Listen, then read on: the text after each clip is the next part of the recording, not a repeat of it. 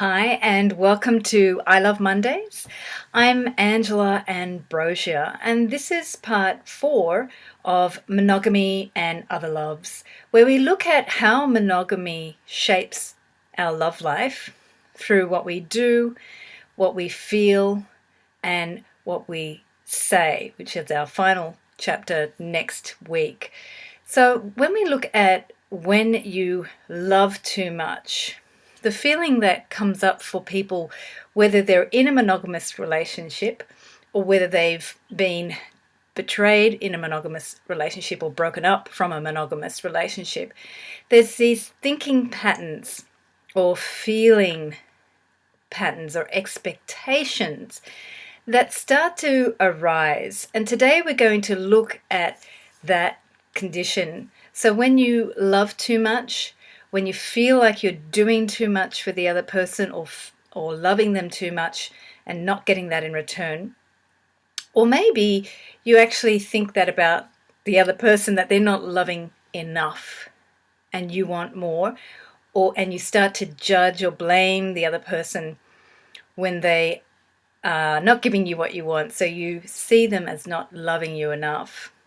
So as you may know, if you've watched other I Love Mondays, whenever we blame the other person, that's always an opportunity to see what's not complete in ourselves. And as we're looking in monogamy and other loves, often what's not complete in you is something that you are fearful of, or that you may have judged that you're not enough. So what's the story about not loving enough? And where is that coming from? Well, if we think about children, often what happens when we're a child is that you will aim to love your parents or those around you in order to fix things. So if we have a situation when we're young and we really don't know what's going on when we're kids, and we have a situation where maybe the parent's upset, or maybe they're disappointed, or maybe they have just an emotional reaction, and we try to fix that by loving more. We think somehow that we aren't loving enough because we see a disappointment or an upset feeling in our loved one, and usually our parents. It could be your siblings or friends at school too. So what happens when we're kids is, instead of learning how to deal with this stuff, we just think of a simple solution. Was like, well, if that wasn't enough, I guess I'll love some more. So kids are where we program a lot of these habits of thinking or feeling that if I love more here, if I give more, I'm going to fix the pattern. And also what happens is the opposite reaction. So if you get the sensation that you are not able to fix a certain situation, sometimes you will actually give up. So some children may be in situations where they try in the first place, because their nature is to be loving, they try in the first place to fix by being more loving, and they find that it might not work. The adults don't care, no one's paying attention, no one really appreciates it, so they become a non-giver, or they switch off, and then they go and create patterns where they're not really loving enough. They may withdraw, and they may find it easier to just pull away. So monogamy, when we become partners in an adult relationship where we say, okay, we're in this, we're going to do this together, what you're bringing is actually all these childhood patterns, beliefs, experiments in love that did or didn't work. And in your mind, you think, oh, I can make it work in this monogamous relationship. So it's quite a stressful expectation when you haven't really had success in understanding how to fix an upset in a relationship, and you try to do something or to love more in order to make it balanced or make it right. So what happens in adult relationships of commitment is that all these expectations come up that somehow what didn't get fixed in childhood, you're going to fix it in this relationship. And there's a lot of pressure on monogamy to somehow become a miracle cure for all the things that didn't work in the past. And that's when we start getting our expectations disappointed. And it's also when we break up from a monogamous relationship, that we may start to see all of those judgments about what didn't work. And where did they come from? Our childhood. And it comes from that child who really tried, didn't know what they were doing, tried their best, didn't work, or it didn't seem to change anything. And then they get a conditioned belief that somehow the love isn't enough. So when love isn't enough to fix a situation, there's going to be two responses. One is to try and fix it more, do more, sacrifice more. And this is where you get some of your best sacrificial type of people in relationships. Someone who becomes a giver, and someone who has maybe difficulty receiving, because there's this belief they have to give. Or you become a non-giver, which is you've given so much, or you somehow have been so deeply hurt when you were young or in another relationship that you weren't received well, so you withdraw, you become a non-giver. I really like these terms of giver and non-giver because it makes us understand that innately there's two sides to the relationship. We want to give and we want to receive. But if we're somehow, the signals are not getting received and we're giving and the person receiving doesn't get that we're giving, or they have another conditioned story about giving and why you're giving, then our relationship becomes very stressed. So this is today an opportunity to look at when you love too much, when you are a giver, and you sacrifice at the expense of actually feeling what's going on for you. Because that's what happened as a child. You would have tried to make the adult happy, tried to give more, and if it didn't work, you didn't know what to do. So you didn't really think about it and you didn't have any education about love. And this is what we look at in month 1 of my 6-month coaching program, Transformed Relationships. All those habits that we develop as children that really make no sense when we're adults, but they were really good at the time and got us through. So this is a chance in our exercise of connection today to connect to the heart, connect to that space in the heart where you can actually be present for what is that flow in your heart. And if you have any habits of give, or non-giving or withdrawing, here is your chance to just see. And as we do in I Love Mondays, we actually don't try to shift anything. We're just trying to expand that heart energy and the feeling ability you have to feel into your heart, to connect to that heart, so it begins to expand electromagnetically. And I'm going to use a resource in the body connection exercise today from a beautiful research website called Heart Math. Heart, as in our beautiful heart organ, math, M-A-T-H, heartmath.org. So there's extensive pictures of the electromagnetic field around the heart, and there's actual research papers about how mindful meditation and heart awareness, meditation that expands or connects to your heart and connects the heart to the brain and synchronizes the rhythms between them, actually creates much better thinking, emotional management, and enhanced physical ability. Why? Because the brain and the heart synchronize every single function in the body.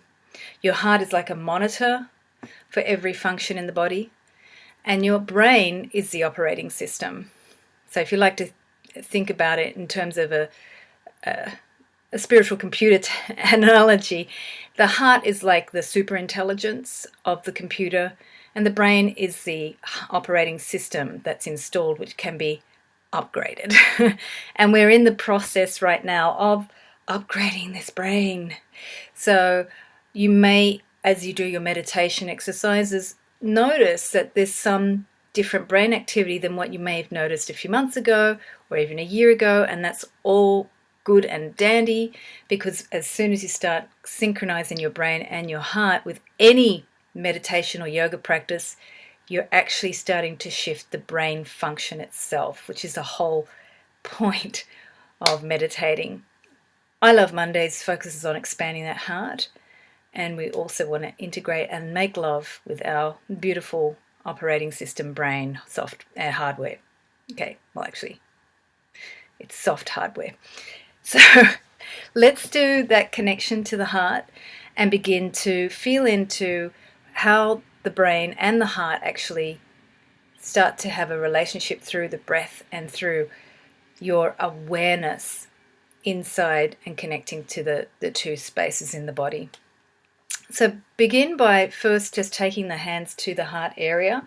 So you may wish to just bring the hand to that chest area and allow the hands to begin to rise and fall with the breath. So you close your eyes, and as soon as you close your eyes, your focus can go inward into the body and into the softness of the center body. So you will notice that the center part of the body is soft, and the extremities are our bones and give us definition. So our softness is really in that center, and you can access it on a subtle level with the breath and your awareness. Breath with awareness enhances what's already happening naturally in the body as you breathe every second.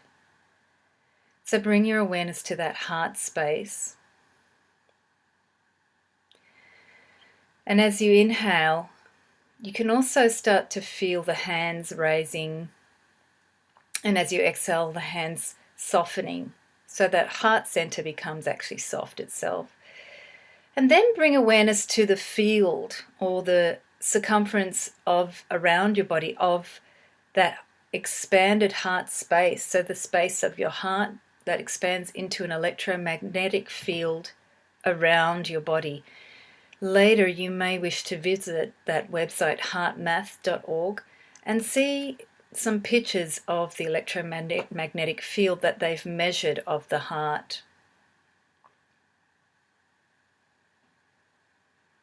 So as you breathe into the heart, you can also sense how it expands. For some of you, you may want to go and expand the heart energy center very far.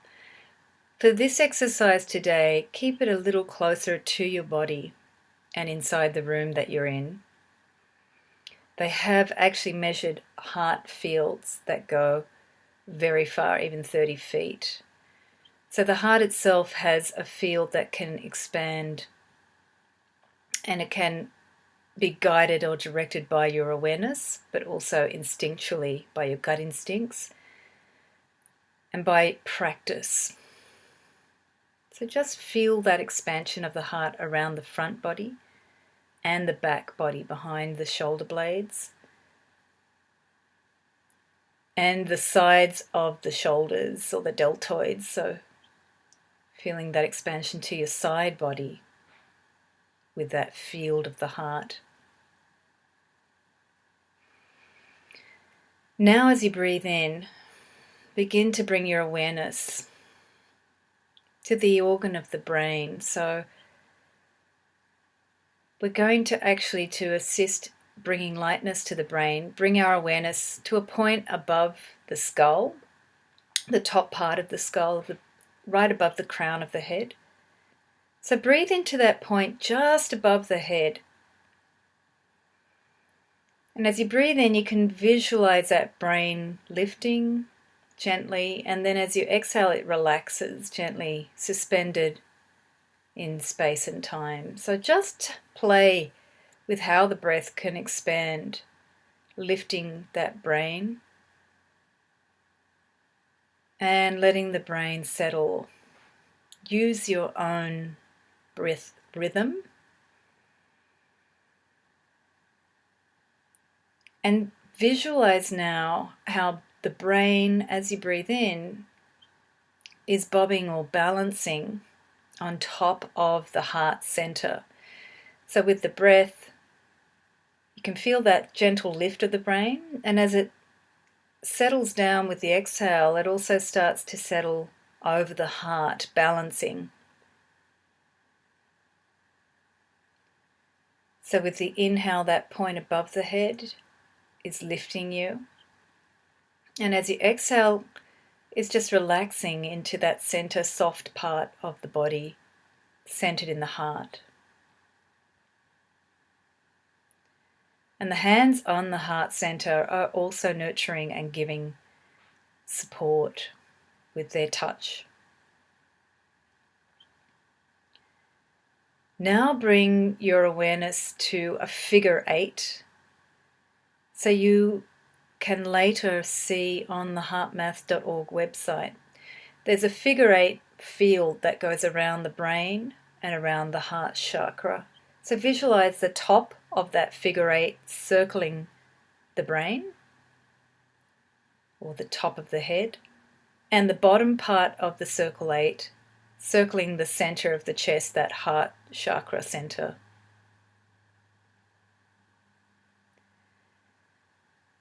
So they've noticed that there is a natural electromagnetic field that circulates between the brain and the heart. And with your breathing, you're tapping into that naturally, so don't worry if you can't see the figure 8. It's just another tool to help you connect to the heart and brain flowing together.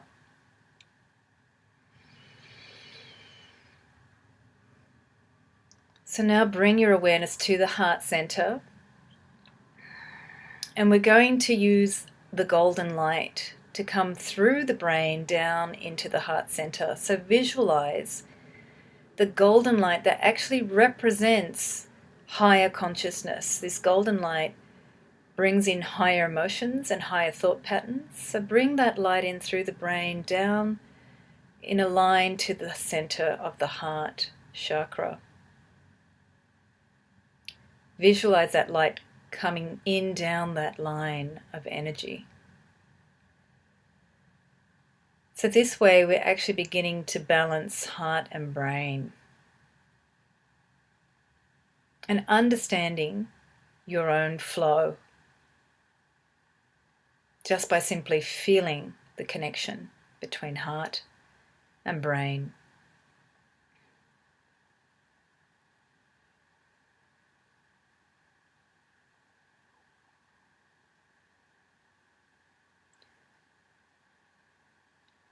So now we're going to take that opportunity to feel the flow of your heart chakra.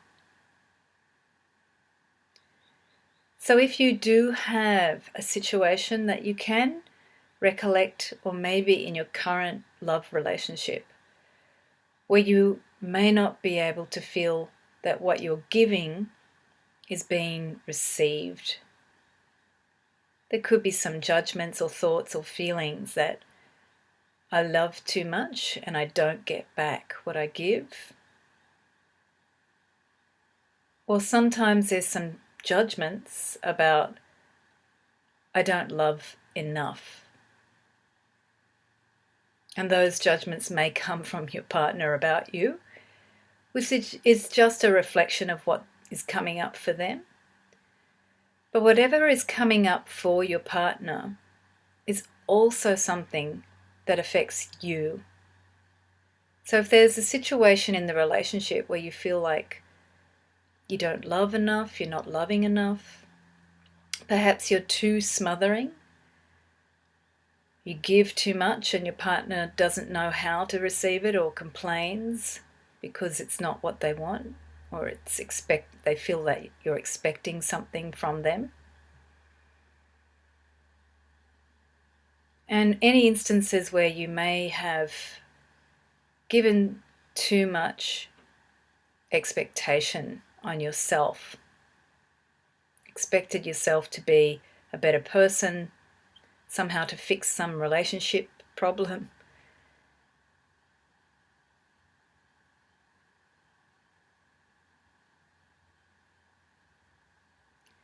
So whatever situation or judgment may be there, see that image or feeling. If it's in your body, send the golden light there. Or if it's just an image, surround the image and the feeling with the golden light. So you can bring that higher self, the higher emotions, the higher thoughts and wisdom into the situation and just begin to accept that it's not you, it's some conditioning that you created maybe as a child or maybe from your parents that you adopted.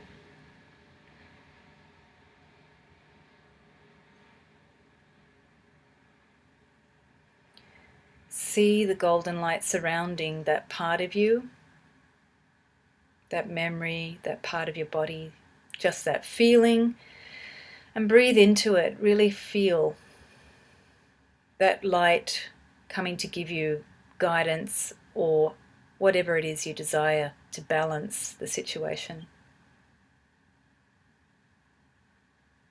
Maybe it's just the feeling that you're okay.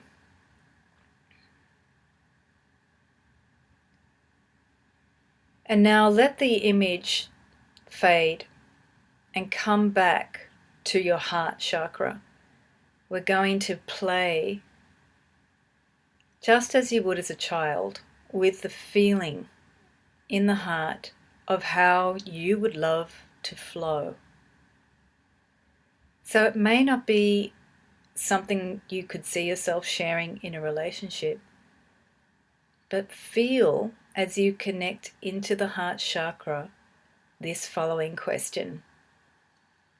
How would you love your energy to flow? And just feel that energy in the heart chakra. So sometimes when you ask a question, how would you like your energy to flow to the heart chakra itself? It may give you an image or maybe a body sensation, or maybe just a feeling of peace, joy, some sensation that you would like to experience in your life, in your body, in your relationships. So what comes to you when you ask, how would I love to feel my energy flow?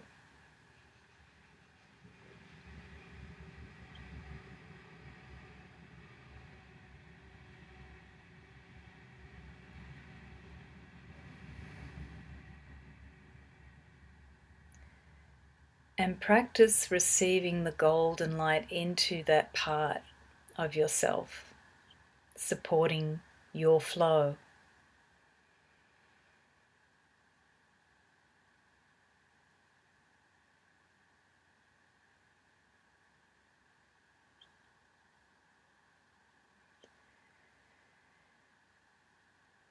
So now bring your breath back to the heart chakra and breathe all the way from the heart to the brain, remembering that symbiotic flow from one part of you, your heart, to your brain and back. Breathe into the brain and exhale down to the heart.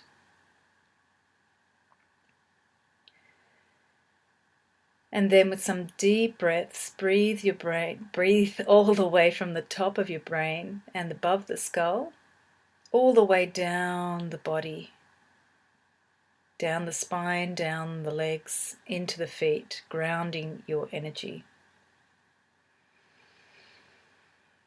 Take your time to just feel the heart and brain and balance and ground your energy with your breath down into your feet.